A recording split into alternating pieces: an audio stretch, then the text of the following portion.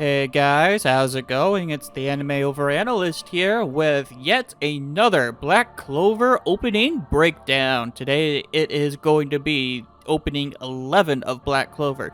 And opening 11 and 12 are covering the filler arcs, more or less Black Clover, towards the end of the series. And so there's not very much in the way of symbolism and content with these breakdowns, or at least these openings. They're mainly just visually stunning, and they sound amazing because the Black Clover music's always fantastic. That being said, we are still going to go through it and see if we can pick it apart a little bit here and there. So, this first one starts off with this beautiful image of a lake, and I'm actually going to mute it because of copyright issues. So we get the lake, and then we just get this nice, beautiful darkness that's just, covering it all, kind of really showing like demon powers and like how the demons are starting to take over pretty much the world at this point, and then sprouting from the waters, because we gotta have this amazing tidal wave. Is this, well, first of all, I'm just gonna pause it here and just enjoy this shot, because this shot is amazing. Really, from about Black Clover 10 to basically the end, they really delve into the stylistic shots with like the angled framing. As you can see, the sun's over here and we got this kind of skewed framing with the geyser coming out.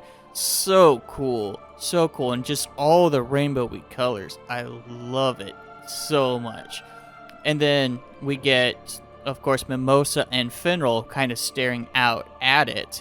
They're kind of going like, what? We got Lil Pichka and Zappy Dude, whose name I keep constantly forgetting because he's a very minor character. And then we've got Noelle and my waifu Night Your Sekre. And who was that in the geyser? It's our boy Asta. So, if we kind of reference that very beginning with the whole black covering the lake, it's pretty much just referencing Asta's dark powers, his scary powers. And so, super cool. I just love this opening shot so much. And then we get this beautiful zoom around of just Asta wielding the sword. And I actually think this is a kind of foreshadowing of Asta post-time skip. And if you know what I'm talking about, basically, he does some really cool moves with, I think that's the Demon Destroyer Blade. And so, very, very cool. I think there's just some slight foreshadowing there. So, I love it. Of course, we get this gorgeous shot of Asta opening his eyes with just the scar, or not even the scar, but it's just the devil powers coming down. And he's taking a breath, and you could see his breath. And what I love about this shot, too, keep in mind, everyone around him is watching him, and it's making it look like it's in the Heart Kingdom because everyone's watching him. And yet, he looks kind of sad because he's got pressured. He's being pressured. It's just an amazing picture. And I kind of like it because Asta is pretty much being burdened with leading everyone. Because not only is he being accused of siding with the devils, he's also got to make sure to take out the Spade Kingdom devils. And he also wants to be the Wizard King, and being the Wizard King is a huge responsibility. And so I'm loving these shots because it's really showcasing the pressure that Asta's feeling that you don't get to see in the anime and in the manga. And it makes it feel so much more human. That's why I really love these openings. And once I'm finished with this series, I'm going to be doing the closings afterwards, because the closings are beautiful when it comes to Black Clover. I love every single one of them, and they each go and delve into Asta's psyche in dark ways, and I love it. But here we've got just this beautiful, gorgeous image of Asta as he's over this lake staring at the sunrise. And, he moves the sword, and we got the title card. Beautiful, beautiful shot. Oh, I love it so much. It's so good. And we even get to see like the rainbow patterns in the water. It's so beautiful. Next, we get this classic turning of the page, and we get to see, the title of the episode. And this animation is actually really cool. I am going to speed it up a little bit, because there's really not much in this opening, but I love this animation. Just look at that 3D effect, because it looks 2D here. We got our 2D image with the text on top, and then we got some cloud covers and the map underneath. But for the most part, it looks pretty 2D. And then the animators were like, "No, we're gonna mess with you, psych!" And then we get to see these clouds that are vertically placed. Amazing shot with the map still in the same location underneath, and you get to see this black coming from the Spade Kingdom representing the devils, and just how they've taken over the Spade Kingdom and they're heading towards the Clover Kingdom. Oh, I love the imagery so much. Then we get this nice shot of Yuno just standing on top of a tree, because it's Yuno. Of course he is. And he's kind of just looking off. He's always looking off to the right, because it's something that's consistent with most of the time with the openings here. I think there's been a couple here and there where he's looked off to the right, but I think for the most part he's looked off to the left.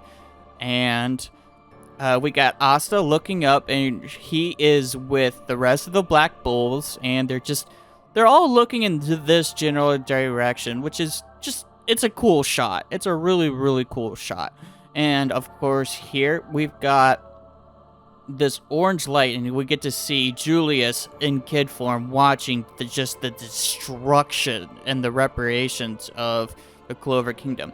Now, I will admit that for me personally, this scene is a little bit jarring, just mainly because of how they move the buildings here.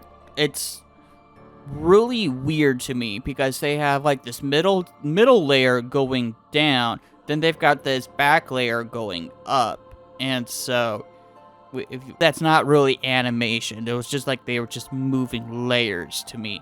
So maybe I would have liked a little bit more versatility from that shot. Otherwise, that's just me being nitpicky with this just outstandingly gorgeous OP. And of course, we got Julius just looking super depressed. I love how he's in shadow, because really, this is a dark time for the Clover Kingdom, because they just faced an onslaught from the Eye of the Midnight Sun. So many people have died from it. People are being blamed left, right, and center, and so Julius has to shoulder all this while not being able to go and confront the people, because he is in this form. It's so good. It's so good. But he sees the light. Also so good. We get we got Fuegolion, Mario Leona, and Leopold Vermilions, because of course, badass fire users. And then we got Jack the Ripper, and then I think this guy's name's like God or Gauche. Never really, it's not Gauche, but it's like God, and he's okay. I like Jack the Ripper, though. He's like, I want to kill this dude, because this dude's a freaking traitor. We got Dorothy and Rill, because, of course, they're the captains. They're just kind of showcasing the captains a little bit. We had just a nice quick shot of William Vengeance as he's staring at the mask. And I love that Eye of the Midnight Sun. Midnight, just kind of glaring down, because that's like in reference to the elves and how the moonlight is just staring on the mask, and the mask represented just all this stuff. He wore the mask because Julius gave it to him and he was afraid of people looking at him. Now he's not too afraid of looking at him. He's not living a double life anymore. So I love how he's staring at the mask because he's like, he wishes that he was living that double life, but he's still like, no, I've got to grow up now and, you know, confront everything. I love it. We also have Charlotte just gazing off because she's in love with Yami, of course. And then we have this really interesting scene. Yami pulls up the katana, and suddenly the candle next to him goes out. And he's kind of like, what the fuck is going on?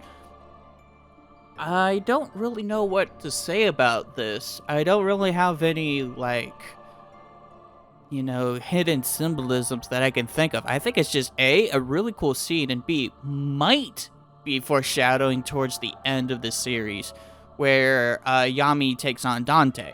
That's my only guess. And then we also have, of course, the original orphanage family with Sister Lily. Yeah, just a nice, cute picture. I love it. And the watery effects, we've also got Kohano and Kyoto, I believe, and, you know, from the water people. We got this nice image of Vanessa and the Queen of the Fairies, or the Queen of the Witches, I mean. And, you know, how they're back to back because they don't see eye to eye at all. In fact, you know, we had that entire arc with the Witch's Forest and how Vanessa fought against her. And so I love this imagery as well because Vanessa still goes back to him. Then we, of course, have Zora and his father and how his father pretty much got murdered. And so this might even be a younger Zora. I'm not too terribly sure because his face is half hidden. But I just love it because it's, once again, rainy effects, and it's really showcasing Zora's difficulty with just overcoming the loss of his father, which is something that really I don't see very many people talk about. But yeah, he kind of struggles with that, and that's why he blamed nobles and all the rich people, and why he kind of goes on a vigilante spree because of the death of his father. And so I love just this imagery so much. And then, of course, we got Lola, Peachka, Zappy Dude once again. And or is that... what's his name? I get Dante and the other dude confused. So sorry for the unprofessionalism here, I suppose. But, like I said, half these times I'm just talking off the top of my head because I really like these openings. Anyways, we get this nice, beautiful shot of Mimosa and Magda opening their grimoires, along with Luck and crap. Now I can't think. Zora. And what's really cool is that we're not seeing their heads at all. There's Luck again. We also saw Leopold. There's Vanessa. There is, of course, Yuno with the sylph in front of him. Well, actually, he might have smiled earlier in the opening, but for the most part, he's just so stoic and serious. Yes, even in this shot, he's so stoic and serious. This is like the first time where he's really not smiling at all. He's not being goofy. He is completely serious about everything, and I love it. He's so good. So thank you all so much for checking this out. I love talking about these openings, even if it sounds a little bit off and I don't know what I'm talking about the whole time. Because, you know, at the end of the day, it's also how I just interpret things. So, that's going to be it for this video. Links to Crunchyroll's version of this will be in the comment section or in the description down below. I'm the Anime Overanalyst, and I'll see you guys in the next video. Peace.